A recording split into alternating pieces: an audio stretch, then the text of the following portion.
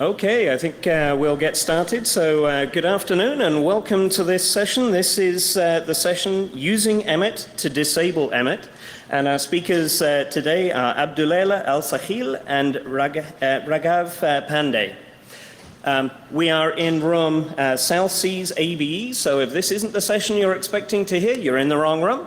I have a few notes before we get going. The first is to get you to stop by the business hall located at Bayside AB during the day. And for the welcome reception, the most important piece tonight is 5:30 to 7 in the same room.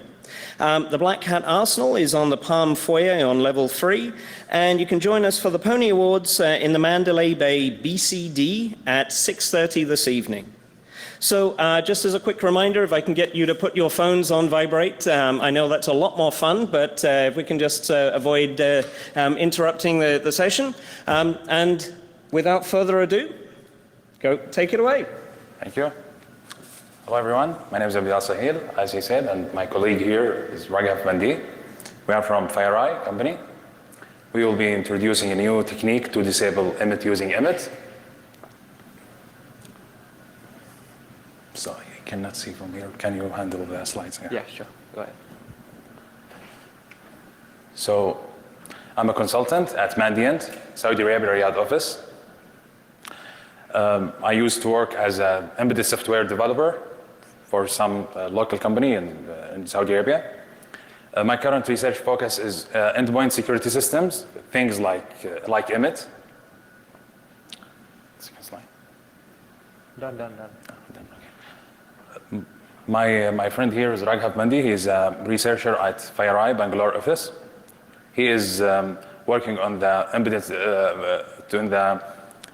endpoint systems, like mostly things like EMET for the company. And also, I'm not finished yet. There you are. It's fine. It's that way. Okay. Sorry. No, we have lost the battery for this one, so it's yeah. So there is a funny story about behind this meme. So I remember I have came across a post for some forum over the internet, and there was a guy who claimed that he found a new technique to disable EMET, and without back that up with without any proof concept. So people starting to make fun of him, and for that, some of the comments actually were mean a bit. And some of the guys suggested that, yes, you can disable EMET using add remove programs. And this was a bit funny, and not only this, but also aspirational, to me, at least. I found that, let's say, we all know that add remove programs also can wipe the program off the disk, but also one can think of a similar thing, let's say a portion of code that wipe out the application from the memory itself. And this is what leads to our technique here. There is something that is equivalent to the add remove programs that wipe out EMET from the memory rather than the disk. So we'll be focusing on introducing the new technique to disable EMET using EMET, and we will demonstrate that at the end of the session. But before that, we will introduce EMET. We will talk briefly about its protections, and also we will go quickly through the previous techniques to disable EMET and previous evasion mechanisms. And we will end with summarizing a bit about having a custom anti-exploit solution, and we'll have some time for the questions. So EMET is a security detection tool from Microsoft that adds security mitigations to the user-land protected programs. Beyond these protections built in the operating system, one could really think of EMET as an anti-exploit system, simply like this. The main reason for EMET, the main purpose, is to raise the cost of exploitation rather than prevent the exploitation. It works mainly by injecting its DLL to the protected programs. And mainly it works and depends on the inline hooking. And we will discuss what the inline hooking in the next slide. And it does various changes to the protected process, like adding a new exception handlers to the process and manipulating the debugging registers. So we can see the load library. We can see the load library function, which is a Windows API. And we see that it has been how the inline hooking working.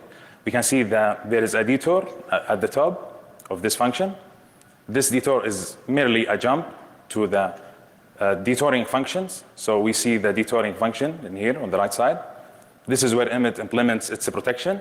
So EMET, basically, any code will call load library will take this jump first to the EMET detouring function, which EMET analyzes this caller code to see if it's a safe code or not. And then if it's a safe code, EMET will end up in jumping into the function prologue.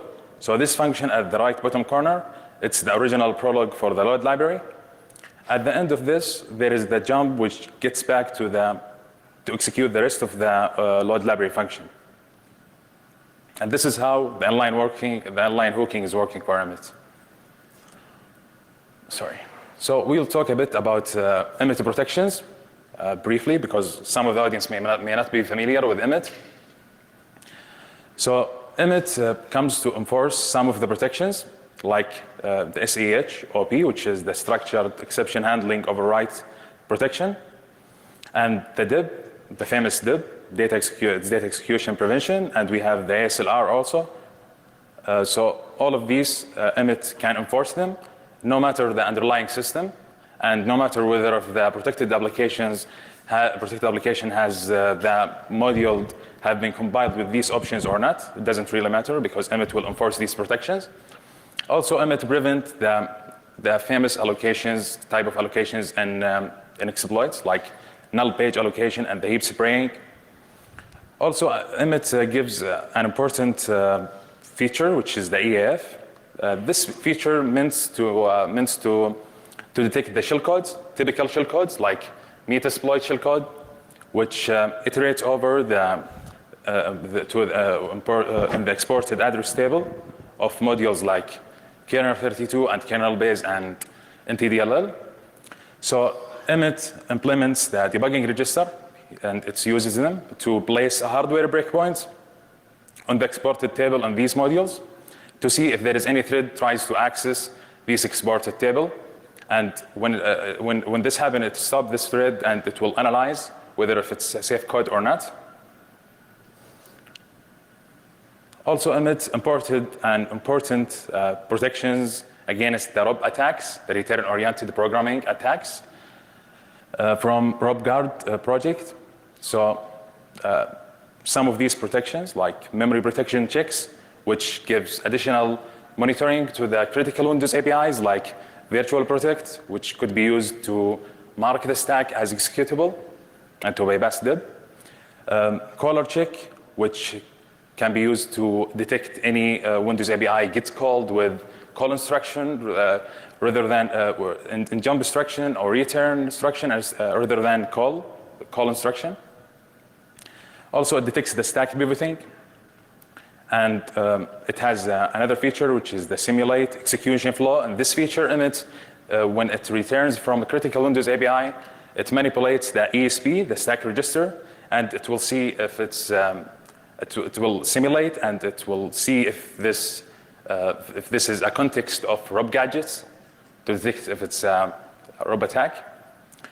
Also, it adds more randomization for the bottom-up allocations through bottom-up ASLR, bottom-up allocations like heap and stack. Also, it adds additional checks on the load library API, so it prevents loading libraries through the network through universal naming convention paths. So EMET also hooks even the lowest level of API things in the NTDLL. And also, it tries to stop the attacks or the attackers who are trying to bypass EMET by jumping over the installed detours. This is the anti-detour protection. It also gives the user the ability to configure a list of banned functions, so these functions cannot be used within the protected program. It also adds more verification and checking to the certificate chain trust. And also it gives the user the ability to configure a list of modules that not to be loaded for a certain program. This is the ASR. And we have the EAF extension plus. This is an extension to the EAF protection to detect the stack pivoting and PE header reads. So here we will discuss some of the previous technique to disable EMET. Mostly things published by Offensive Security. So in EMET 4.1, there was a global variable exported in writable data section. EMET actually was using this global variable at this offset of EMET DLL. It was every protection in EMET was checking for this variable. If it's 0, then it will not be activated. So simply anyone can just zero out this variable and the EMET protections will go unactivated. We have carried the same kind of analysis on old version of EMET 2.1. We have found it has the same weakness. So basically, we think, or we suspect at least, that this protection is found like in early versions of EMET. It has been there, but nobody noticed maybe except in EMET version 4.1. To disable the EAF protections, it requires a special treatment. So this is the EAF, which capable of detecting shellcodes. So basically, this is, since EMET uses the debugging register, anyone should have to clear out the hardware breakpoints, which are implemented by the debugging register, can disable this protection. To do this, one way is to use the context structure to get an access to the debugging register. We can see the DR0, DR1, DR2, DR3. These debugging registers are being used with EMET to detect the shellcodes. So zero out these registers to disable the EAF protection. And then one should need to use the anti-set context thread to set this zero out context structure to the current thread and then disable the EAF protection. For EMET 5.0, Offensive Security have found the same issue, but this time the global variable is placed on the heap rather than on the data section within a large structure. Offensive Security named that config struct. So at a certain offset in the EMET DLL, there is a pointer to this large structure, and then within a certain offset, there is this global variable. Zero out this variable, and EMET protections will go unactivated. To disable the EAF, they have found there is an unhooked pointer, undetoured, let's say, to the anti-set context thread, which should be used to assign the zero out context structure to the current thread, and then disabling the EAF. For EMET 5.1, it's the same thing happened again, but this time the large global variable have been set on read-only memory instead of writable memory. But they have found there is unhooked pointer to anti-protect virtual memory, and they have used this unhooked pointer to that API to mark this page as writable, and then they carried the same attack the same way. Yeah. Nice. Right. So the techniques for EMET evasion. Now, what Abdullah mentioned in the previous slides were they were like disabled. So you go ahead, you chase one offset, and then EMET goes away. So it's like that. But essentially, what we can do is we can boil down to each and every protection that comes in and individually try to break them apart. Now, this slide will be about that only. So the most used protections, statistically speaking, which usually thwart the exploit kits or the public exploits that come in through, are stack pivot, collar check, sim-exec flow, and EAF. The first three use inline hooking to calculate whether the return address belongs to any return-oriented programming gadget or not. And the last one uses hardware breakpoint along with exception handling to check whether they are validated or not. So amongst the most used protection, as in case of stack pivot, we have two bypasses as of now. The first, both are not new. The first one was, I think, shown by Mr. Jared DeMott in his paper on defeating EMET 4.1 and Bromium.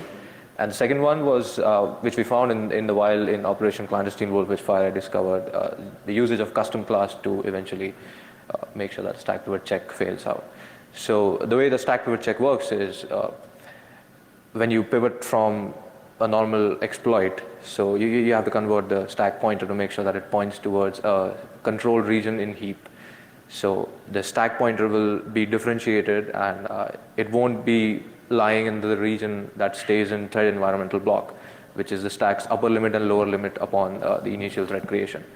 So EMET basically checks upon any API hook, whether any critical API when it's being called, that the stack pointer is within that region or not. In case of most exploits, in fact, every one of them singly, what happens is the pointer is not within that region. So EMET blocks that. So in order to avoid that, what we do is the first is stack switching. So basically this is a rough layout. I hope you guys can see that. So what you do is instead of executing the gadgets on heap exactly, you make sure that all the gadgets are pushed to stack one by one. Stack is negated, and after that stack is again reversed back. So in this case, the first instruction is you exchange a register with stack pointer, and then you prepend and append a specific set of instructions to all the gadgets again and again in a repetitive manner. After that, everything goes on to stack, and you can execute the same thing. And when you call an API from that, the stack pointer will be in the original stack location. So the lower region and the upper region, as in the lower limit and the upper limit of the stack regions, will be validated. The second one is a custom class. So this was found in the wild in Operation Clandestine Wolf. Now, what the attackers did was basically they created a custom class and they created a virtual function inside that. Now, the technique of universally reading and writing any region of memory it's quite known since a long time using flash vector objects. So what they did was they called the custom class in such a manner that it required a lot of arguments, and they put up all the arguments as the robbed gadgets that they wanted to execute. Now, when the code got converted to just-in-time compilation, basically all the gadgets were supposed to be on the stack when the function got called, and because we can override the function pointer, we can point it to anywhere else. But the thing was, the parameters are in the stack somewhere downward, so it's not directly aligned, so you cannot just do a ROP sled or stuff like that and just return again and again into the same thing. So we had to find a gadget in which it was like add ESP, 0x58 or something like that, and that would slide the stack pointer exactly into the parameters that were previously crafted into the stack. And eventually the attackers found out that this is the best mechanism to avoid stack pivot, because there will be no detection when we call an API. Amongst the next check, the caller check is the one which is the most prominent one. It basically checks whether, so let's say that there's an API that is getting hooked. When EMET gets the callback for that, it will check whether the return address for that API is preceded by a call instruction or not. And then it checks whether that call instruction will point to the API that was hooked or not. So in case of, even if you try to forge that, it will basically validate whether the destination is proper as well as the source is proper. And after that, it will simply either terminate or give it a green flag. And for that, either we use a call gadget, as in we find a gadget which basically calls an API and then returns, or we can use return into shellcode. So I think this is very obvious. So what you do is you find out a call register return gadget, and you populate the register with the value of virtual protect or any single API that can be called to mark your shellcode as RWX, and then you can point to that. So because all this we are doing just to mark our memory as RWX, so we have to make sure that we just follow one API and it works out. So in this case, in this case it's called pointer dereference by ECX and return. So ECX points to the virtual protect's IAT inside MS-HTML.dll, and eventually it ends up marking the stack as RWX. But when EMET checks the return address and it goes back, it will see that this is validated because there's a legitimate call instruction which is going on. Now the next is return into shellcode. Now let's say that call and return are not available. So what do you do? Now EMET checks the return address, it doesn't check whether the return address has executable permissions or writable or readable. It doesn't care. It just checks whether the return address is preceded by a call gadget or not. So what do? You follow the same logic, and you make sure that you populate one register with whatever value you want to do, and you jump into it and make sure the return address is pointing to the shellcode. But now when EMET checks the shellcode, basically that area you can craft. So what do? You go a little back from the shellcode and you put a little call gadget over there because it's completely controllable by you. Even though it never got executed, it will still validate the logic and it will fail. The next one is SimExec flow. So SimExec flow is a little bit, it's like a call precedence check, but in a little hyperventilated form. So what it does is basically, instead of checking whether the return address, as in the return address is preceded by a call gadget or not, it will simulate the next 15 instructions, which is by default, and you can set up that any way you want. It will check whether the next 15 instructions are going into a return or not, and if they are going into a return instruction, they will check what particular return address is being given for that, and it will validate that return address for the caller check. So it's a little complicated, but I think we can get through it. So for that, we have a double call gadget or nearly 20 returns, very calculated returns, which can completely evade everything. So you can find this gadget called ESI, EBP, ESP, and EBX in the most popular DLL, that is MS-HTML. And what you do is, because there will be no return, so what do? You populate the first two non-volatile registers, one with the API you want to call, with the parameters, and the second one with the shellcode address you want to call, and you make sure you put the stack in such a way that this thing works out. So when EMET validates the call ESI, it checks, okay, fine, the return address is at call EBP. If you go back, it's call ESI, so it's validated ESI contains the proper address, so it works out. Then it goes forward into EBP, wherever it's being pointed, which should be the shellcode, and it will follow the next 15 or maybe, I don't know, depending on whatever the user configuration set up. It will check the 15 instructions, and it will check whether there's a return or not. But in a shellcode, I think you can safely put an op sled before that, and that will work out, and the whole check will fail.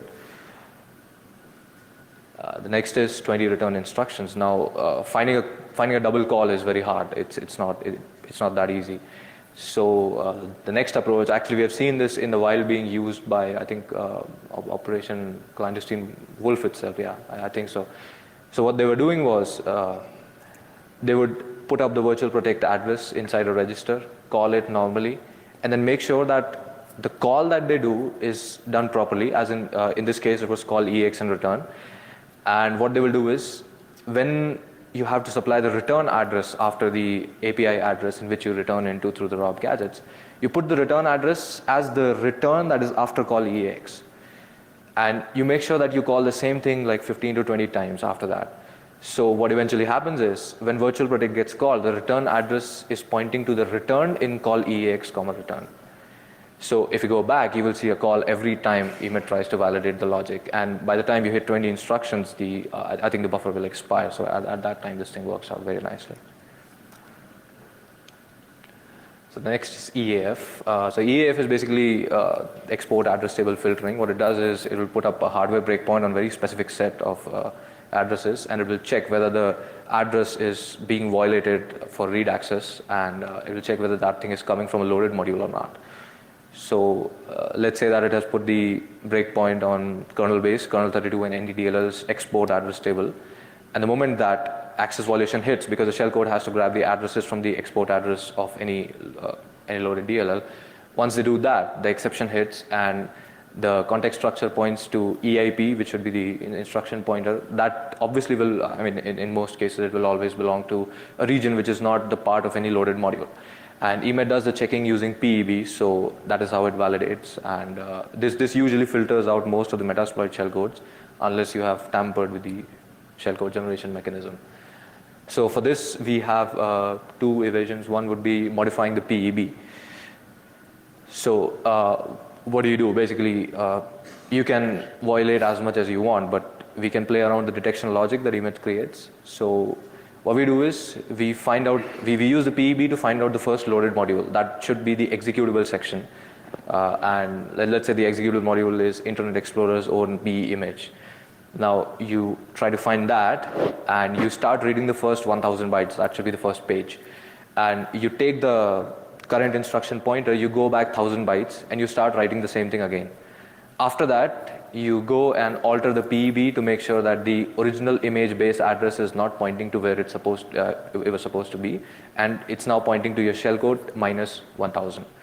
So when EMET tries to get the violation address and it sees whether this thing belongs to any PE loaded module or not, the PE check will work out. Why? Because we've simply copied the main executable's image before the shellcode, and the PEB check will also figure out, because it's essentially a part of loaded module, because EMET doesn't cache or kind of maintain any internal PEB list. It relies on the original list. So the next one is using import address table instead of export address table. Now, EMET has only access to 4 debug registers through which it applies the breakpoint.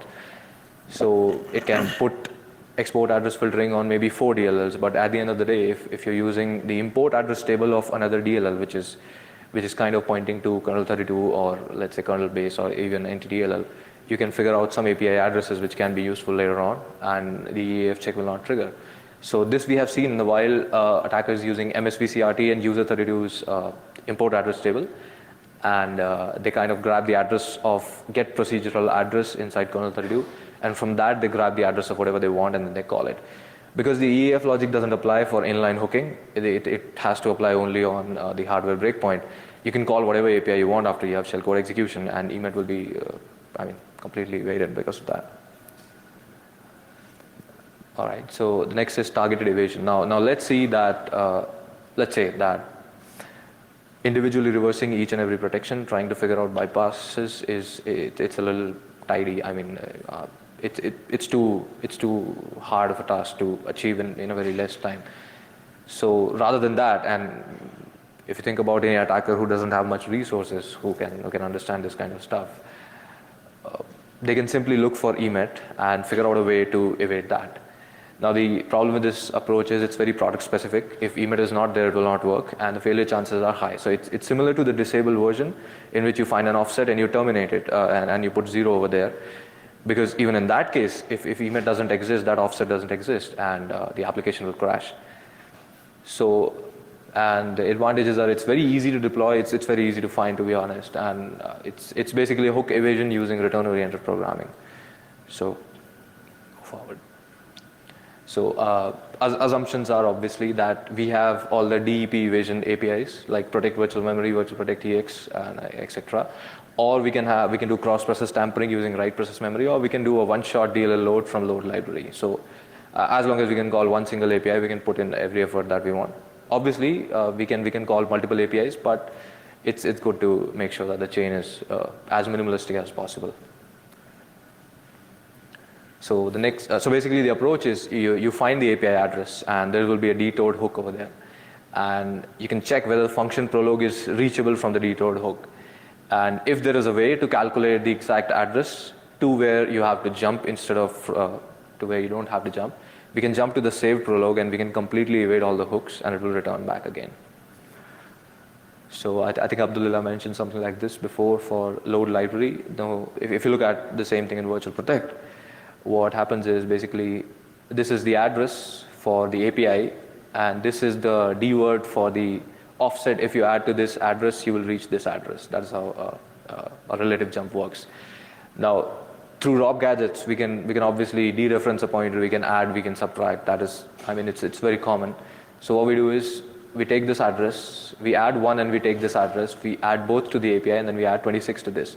So essentially we reach this area, and this thing works on quite a bit of EMET's versions. And what happens is you have an API address which you can call.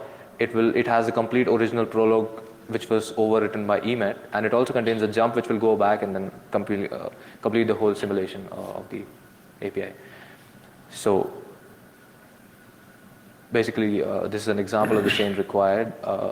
The gadgets are not very difficult to find. It's just add and increase and move, and I guess that's it. So after that, what happens is we can do virtual protect without ever hitting EMET's hook, and we can get over it. After that, for the EAF check, again, we can do that. Obviously, with shellcode, that would be much easier compared to return-oriented programming.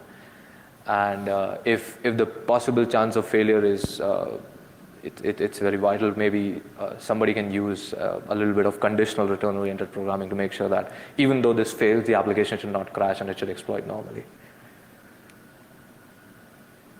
So the application of evasion research. Now the problem with exploit detection products are that most of them have shared protections. Now if one product has to offer something, the next product also has to offer that, and it has to add something more additive to make sure that this thing sells. And sometimes there are few extra on each of them, sometimes they're even less than the other one if you compare multiple products. And some are modded over each other, like with the example of collar check, the people who have taken the code from RobGuard again, they have only taken the check which basically validates whether the return address is preceded by a proper call or not. But nobody had the code other than obviously Microsoft to check whether the return address, the call gadget that was preceded by the return address is actually pointing to the hooked API. That would have been a little difficult. And because of this, if you evade one product, if the protection is not a very specific offset or a gadget view, it affects others. And because of that, if there is a design flaw, I mean, it works on all of them. And the main highlights of all the exploit detection products right now are return address validation. Basically, you hook an API and you check whether the return address is proper or not. You can put up some heuristics on that, which are a little more common. Just the loaded modules check is most common. And you can do the exception validation, as in you can put up page guard, or you can put up page no access somewhere, or you can even put a hardware breakpoint. Again, that's limited a little bit. And you can then validate the exception for read-write access to make sure that this thing is proper or not. Other than that, the best one is attack surface reduction. You just simply block out something so that there is no bypass, there is no evasion, there is no way to go around the block. So the evasions are not very common in the wild, but the attackers are catching up. Obviously, Angler is gone now, but it's still the last we saw. It was evading EMET. It had a code inbuilt inside its framework, which was making sure that it was not checking whether EMET exists or not, because previously what used to happen was it will check if EMET exists and it will simply terminate. But now it doesn't check that, it just goes away straight away. And we have also seen 2015 2545 CVE evading EMET completely because of different mechanisms. Yeah. Thank you. Sure, thank you. Yeah. So we will talk now about the new technique to disable EMET using EMET. So we found there is a portion of code at this offset of EMET DLL that does unload EMET protections and remove them completely out of the memory. So this portion of code, instead of jumping directly to this offset, we can reach out this code from the DLL main when the right parameters get passed to the DLL main. The reason that we would like to use the DLL mains rather than jumping directly to the offset is that we could have this attack works against several versions of EMET instead of only one version at this offset, because from version to version this offset is going to be changed.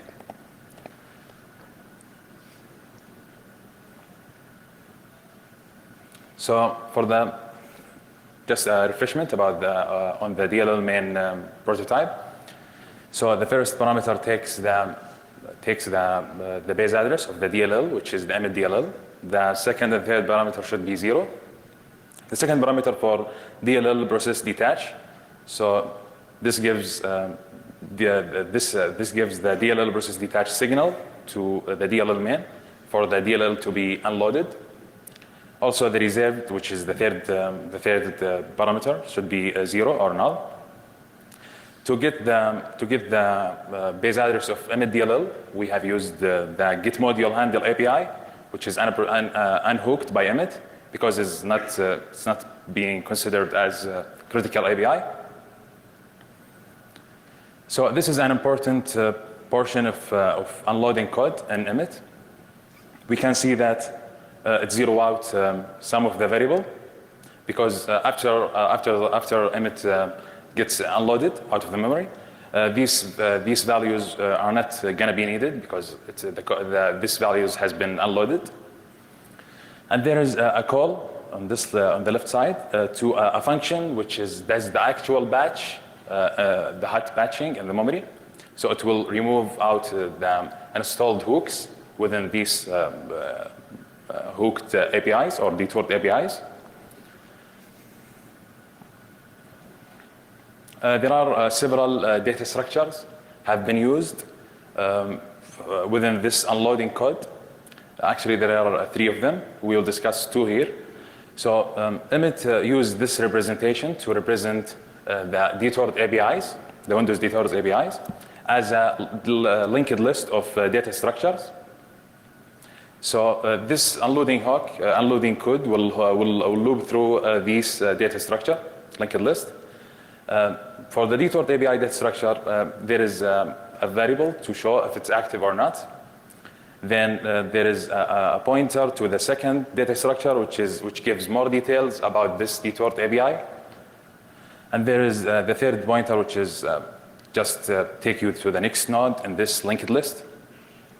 So in the second data structure, where there are more details about this detoured API, we can see there is a pointer to the detoured Windows API, and there is the detouring function, and there is the original prologue for this API before it gets detoured. Within the patch functions, which does the actual unhooking and removing out the installed hooks or detours, it walks through a linked list of hook config data structure. And here we describe this data structure. So there is a pointer to the next hook and the next pointer to the next node in this linked list, and there is a status is active. If it's active, then it's 1. If not, it's 0. And there is a pointer to the effective function. So after the unloading code runs, it will change this pointer. So instead of pointing to the detouring function, it will point to the non-detoured original API, because the installed hook has been removed. The detouring function or EMET protection function is not being used anymore. Then there is the detoured Windows API address, and here a pointer to it. And there is the EMET detouring function, which is a pointer to the EMET protection, basically. And I have colored this in blue, actually, because this one is being used in here. So actually, the unloading code has a call to memcopy, which will copy this, which will take this, what I have colored in here as blue. It will use this as a pointer to retrieve the size and the detoured Windows API prologue. So it uses, so it's basically a pointer to a code, but it's being used to also to retrieve a size of the prologue and the prologue to be copied to the original, to copy the original prologue to the detoured API. So before calling the patch function, we can see the load library. There is a jump at the top, so there is an installed detour in there. After this, after we return from patch functions and it's done looping through all the installed detours, we can see that the original prologue of the load library has been restored. To disable the AEF protection, which uses the debugging registers, EMET continues with the unloading code. So it will, at this offset of EMET DLL, EMET uses zero out the context structure we have discussed earlier, and then use the memset to zero out that. And then EMET calls the anti-set context thread to set that zero out context to the current thread, and to make it effective and disable the AEF protection. So we have, for the for the exploit implementation, we have took an old exploit for Firefox, and we installed EMET 5.2.0.1, and we have added our ROB gadgets on the top of that exploit. So basically, we wasn't trying to jump directly to the offset as we have discussed earlier. We was trying to locate the DLL main then we are trying to send the right parameters to get to the unload code. So basically, there are some considerations here we have considered during building our rope gadgets. So we know that we could retrieve the EMET base address with using git module handle. Then we know that the MZ signature or this header, it's located on the base address, and from there we can, with a certain offset, we can locate the PE header or signature. All of this just to get the offset for the address of entry point at certain address gets added to the PE header. And then we just call the DLL main, which is the base address basically added to the address of the entry point, the offset we have found in the PE header. And then we call it with the right parameters. And this will result in calling the unloading code. This is the actual rope gadgets we used,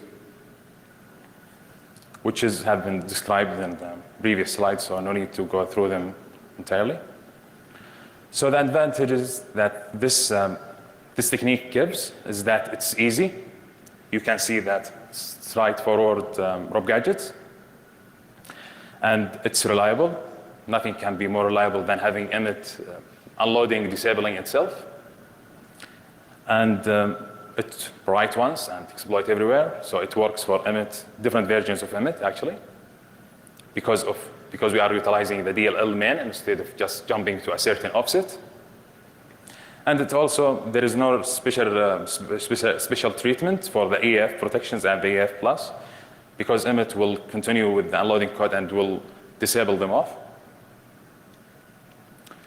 One question that I have came across over the internet on Reddit. So this guy was asking how Microsoft fixed this issue, because rather than the DLL main, it's essential, and the DLL process detach signal is also essential to EMET. So how did they fix it? So I have digged a bit to see how they fix it.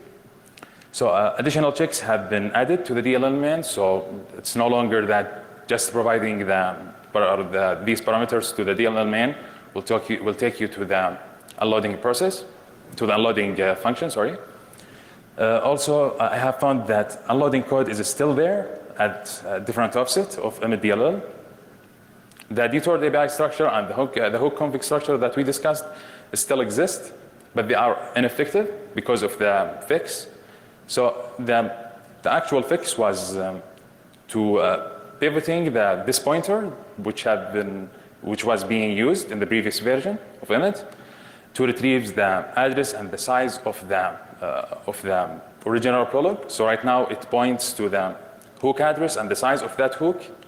So even if one could succeed calling this memcopy and defeats all of the additional checks, it would result in rewriting this hook rather than just removing it. And this is how they fix it. Yeah. All right. So, I mean, just like you saw, there's a big design flaw in EMET's DLL, and it not only applies to EMET, but it will go anywhere, because a DLL has to have unloading code. So this brings us to the next point, that is the importance of custom exploit prevention techniques. Now, you saw the previous slides. What happens is you roll out a product, or you roll out a tool or anything, and you challenge the attackers, and eventually they will strike back, even though it takes time. The problem is security through obscurity is not. It's a failed model, all right, but it gives you more time. It gives you more time to implement more protections. It gives you more time to, for the bad guys to even understand what's wrong. And suddenly one day their exploit is working, and suddenly the next day their hit rate is, let's say, 2-3% less. Why? Because of some detection product that is coming and blocking up.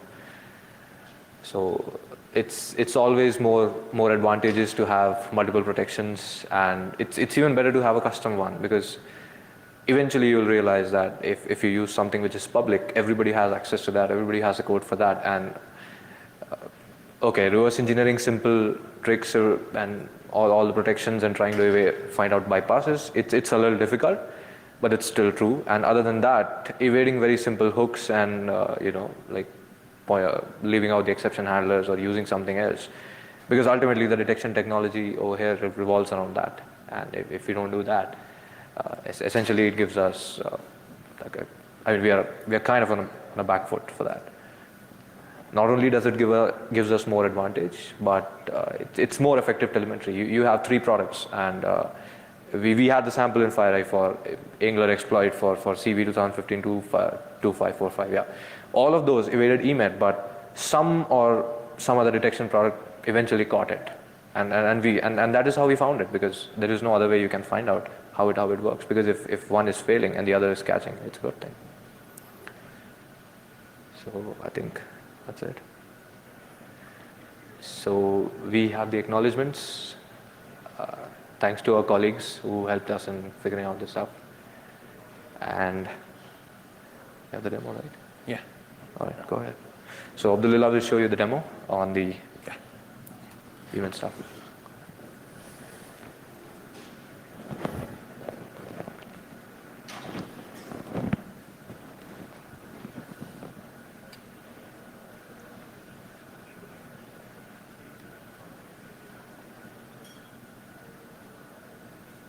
So we have this exploit. We will see how EMET will respond to this exploit.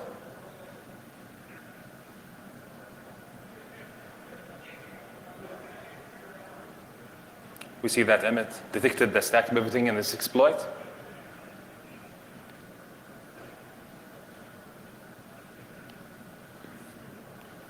So this is the other exploit, which has our rope gadgets, and our rope gadget just called the DLL main with this parameter.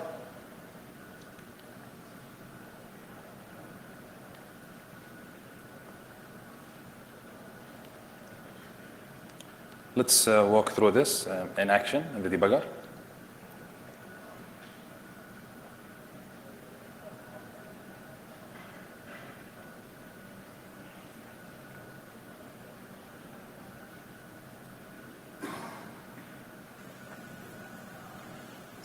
So this is the beginning of the unloading code, starting with removing the hooks. So we could see that the EAX is pointing to the detoured API config, which gives more details about the installed hooks. About the detoured APIs. We can see that the set context thread is being unloaded. We can see the jump. This is the installed detour. If you follow this, it will lead us to the detour, to the EMET detouring function. So, yeah, and we see that it zero out this value because it's not going to be needed anymore. This is the EMET detouring function. So this is the call.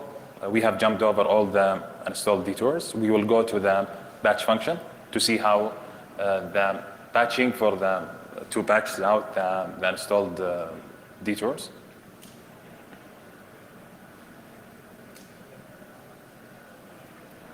Yeah. So now the ASI points to the installed hooks. This is the mem copy we talked about. We are seeing the first API being patching through by using the mem copy. We can see the source which being patched with. So we are seeing this is the installed detour. It's being detoured right now, and the mem copy which will be executed right now. We'll see how it will affect this API. We can see that this is the original prologue gets copied onto the top of this API. So it has been unhooked Then it works through all the other installed hooks the same way, this time with continue API. So we will skip this. Right now it's trying to disable the EF protection. We can see it's memset, this structure, the context structure.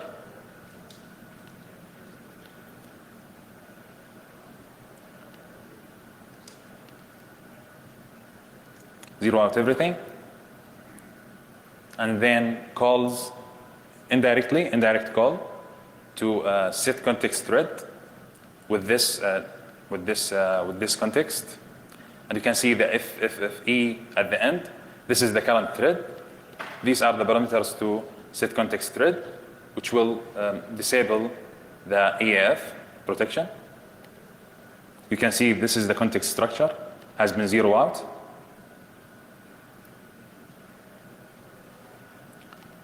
Let's check load library, for example. You can see it has been just git patched. No protection for EMET in here. Now we would run that to see how it works. We can see the calc pops up and it's working. Yeah. Thank you. Thank you. Thank you. Sure.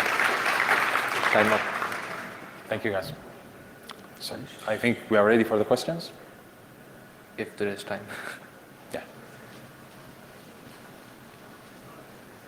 All right. Yeah. You can go.